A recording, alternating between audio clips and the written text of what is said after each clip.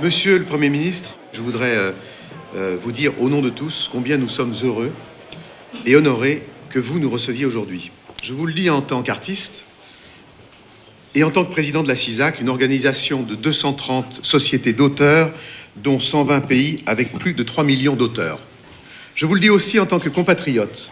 La France a inventé la gestion collective, puis la Révolution française a inventé le droit d'auteur.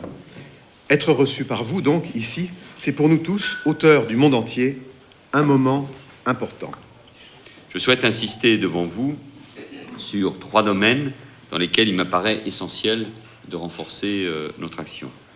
Tout d'abord, la lutte contre la diffusion d'œuvres piratées. Assurer une juste rémunération des auteurs et des artistes.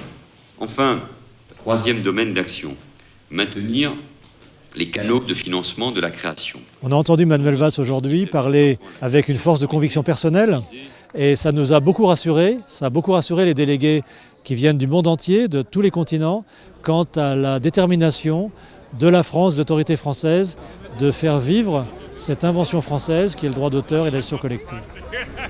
To us, it means a lot. It means that we have decision makers, a government standing next to us, understanding the importance of protecting creators. We heard very strong words from the French Prime Minister. It is very encouraging. It's a very good signal, not just to the creators, but to the worldwide community of creators and to other countries as well, that we need to protect creators because they are important to culture and they are important to the economy. Notre relation à Internet a fait que la manière dont les auteurs et finalement la propriété intellectuelle est considérée aujourd'hui a considérablement évolué, elle s'est fragilisée et qu'il faut tout simplement inventer un nouveau modèle économique pour les auteurs et les créateurs.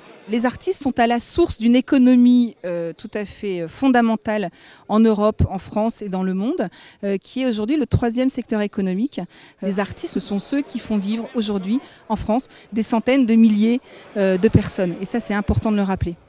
Les forces de l'intelligence existaient avant l'électricité et existeront après l'Internet. Mais elles ont besoin aujourd'hui, Monsieur le Premier ministre, d'un coup de pouce. Donc merci de votre écoute et une fois encore de votre accueil.